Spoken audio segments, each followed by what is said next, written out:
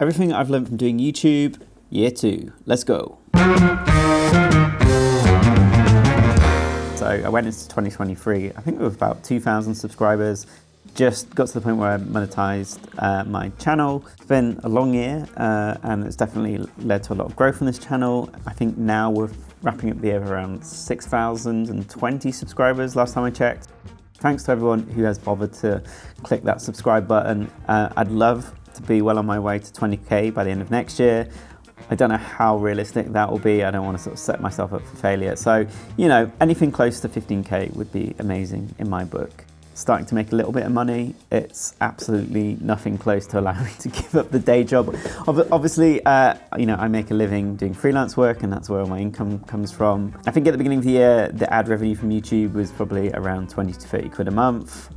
Now it's averaging around 170, which, you know, it's nice. It's enough to sort of make a difference in my monthly income now. And then on top of that, I have various affiliate marketing income.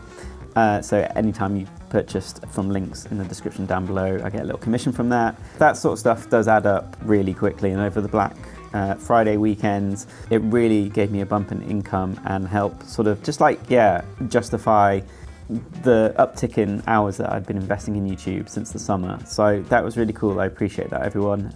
Over the year, it's been making around 80 to 100 quid, but sort of since October, that affiliate marketing has been close to sort of 200 to 400 quid a month. One of the things I've been most pleased with this year is just the level of engagement I've been getting underneath the videos in terms of volume of comments.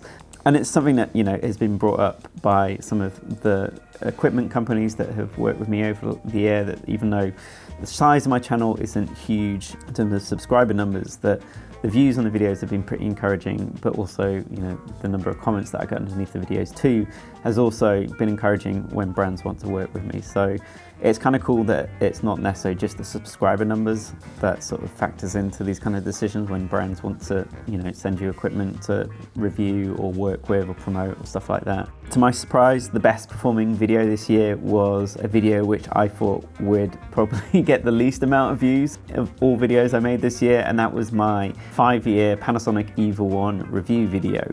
And I think that was the video that kind of solidified this format that I'm going to keep on doing, which are these sort of long form camera reviews. So to date, that video has the most number of views across the year. I mean, it did come out slightly earlier. Relatively, the LUMIX S review is probably the biggest performer in terms of the length of time it's been live on the channel. But I think for me, that's the kind of like joy and madness of doing this, is that it's almost impossible to predict how well a video is going to do. I'm going to obviously continue these camera reviews into 2024. I'm currently working on a long-term Red Komodo review, 2-year review of that camera, which will be out sometime in the new year. And I'm also interested, and I'd love to hear your thoughts in the comments down below, about reviewing sort of older cameras, classic cameras, particularly cameras I sort of first started using when I started out, just to sort of celebrate them a bit and give them a bit of sort of recognition. So cameras like the GH4, GH3, Panasonic AF101, and the Sony A7S Mark I, which I've still got somewhere, so that would be quite easy to do.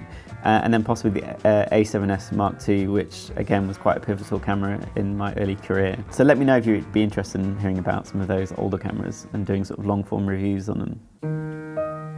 Talking about gear, one of the lessons I learned this year was sort of learning to be more selective of what I said yes and no to.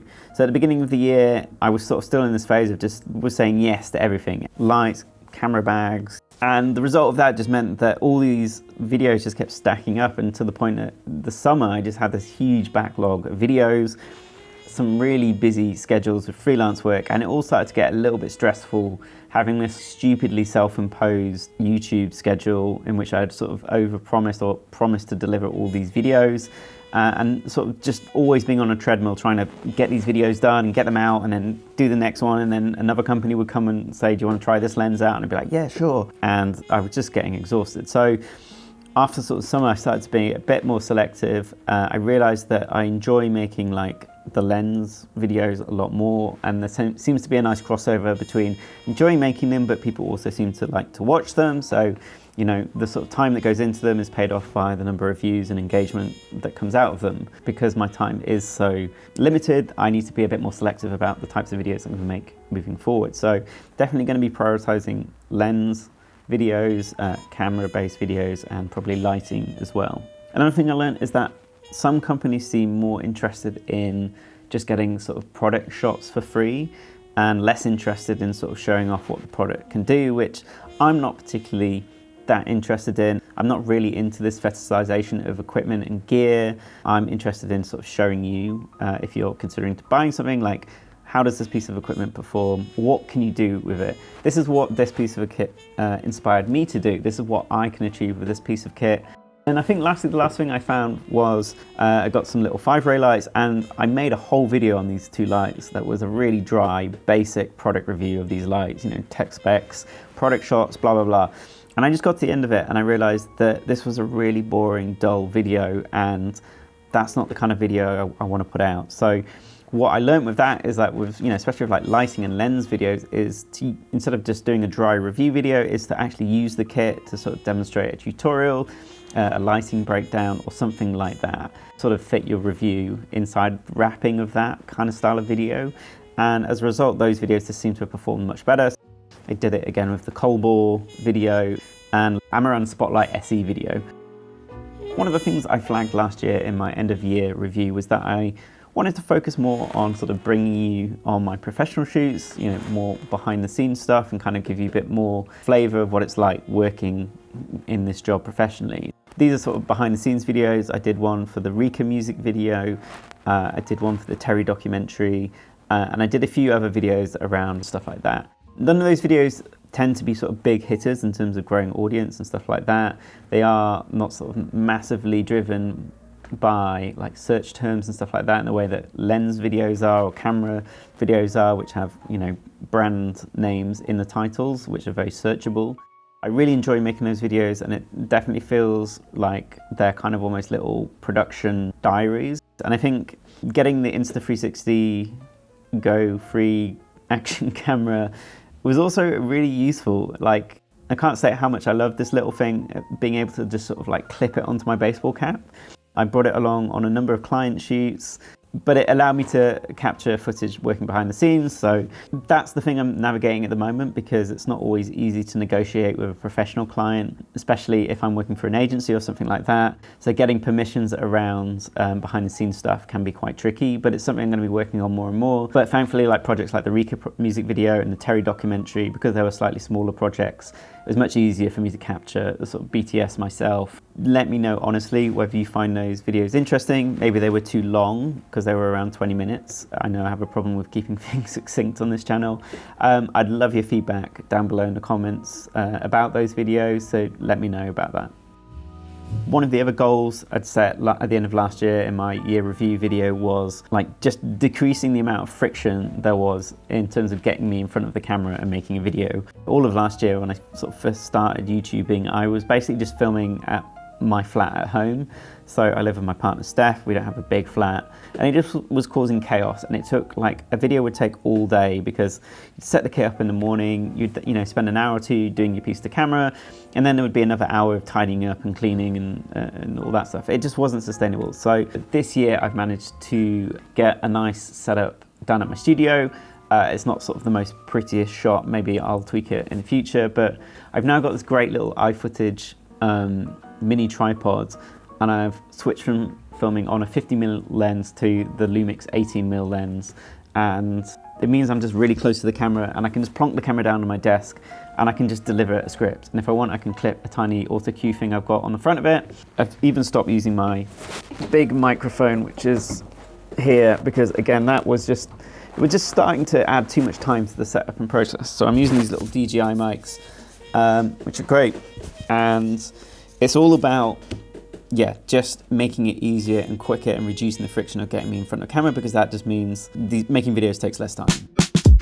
I've formed closer ties with LUMIX. Been a long-term LUMIX user, for over a decade now, so it's quite like a natural progression. They were kind enough to loan me a LUMIX S5 II at the beginning of the year so I could review that camera. The response to that was great. Off the back of that, LUMIX then invited me to the launch of the LUMIX S5 IIX. It wasn't necessarily about being invited to a fancy events. It was being able to meet some of the other YouTubers and some other creators and journalists and photographers that shoot with LUMIX or work in the camera tech journalism world. And for me, that sense of community and being able to chat to people and make new friendships, that was the most valuable thing I think that's come out of doing YouTube this year. So I also want to say thanks to LUMIX for sort of putting those events on. One of the surprising things that came out was that it actually got a few freelance gigs out of having this YouTube channel. I guess through the exposure, I don't know, building a brand, through having this channel. I had a look back at some invoices and I probably earned around 15 grand's worth of work through jobs that directly came from YouTube. I guess if you are thinking about doing YouTube, there are like other aspects to it aside from just the sort of like ad revenue, that you are building a brand to some degree, you are increasing visibility.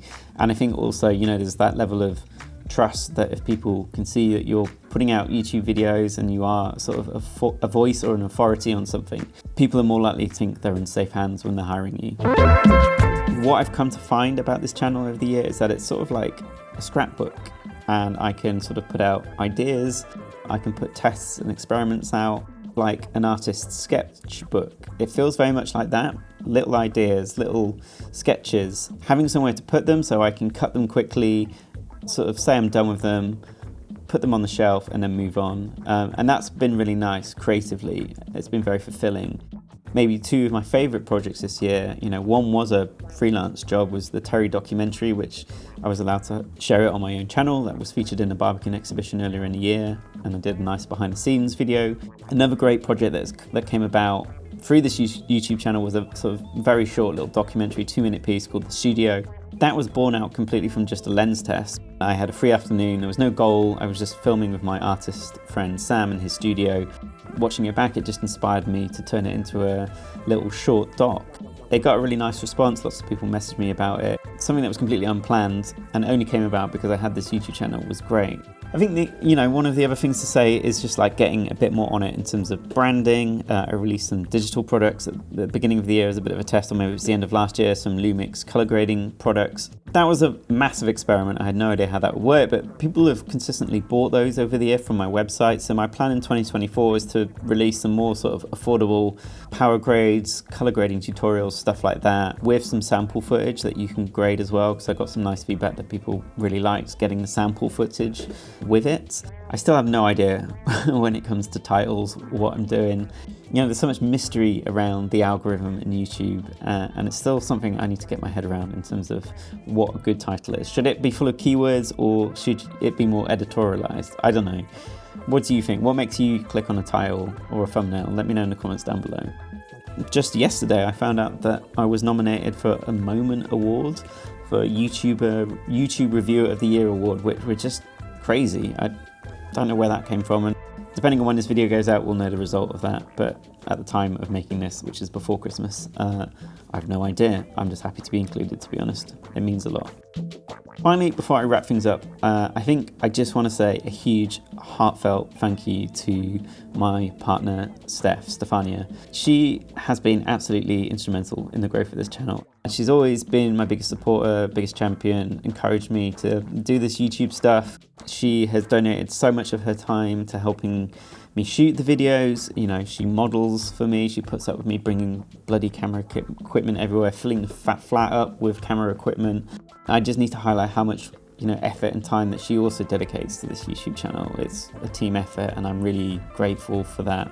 Steph has also started her own YouTubing adventure this year. If you don't know, she's a yoga instructor, so she's been making yoga videos. It'd be really easy for her to use my gear and my expertise just to shoot her videos, but she's been really wanting to learn how to do it all herself, and watching her do that has been really cool. And seeing the quality of her videos increasing really quickly as she goes has been really encouraging as well. I'm going to leave a link to her channel in the description down below, and I'm sure if you are into yoga practice or you're looking for some short tutorial sessions you want to do at home, consider checking out her channel. She's just done a recent one on back pain, which is great for me. She helps sort my back out when I smash it up filming.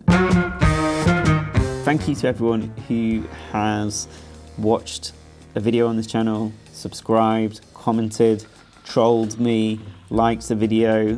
Thank you for whatever kind of support that you've given me. I have had an absolute blast doing this, and I hope I will continue to do so into 2024. So I hope you've all had good years. I hope 2023 has been all right for all of you. If it's not been your year, I'm really sorry to hear about that. Hopefully next year will be better and step into 2024 refreshed and ready to go. Whew. All right, that's all for now. I'll catch you in the new year. But again, thanks so much for checking out my videos, and I'm excited for what's to come in January. All right, see you later. Bye.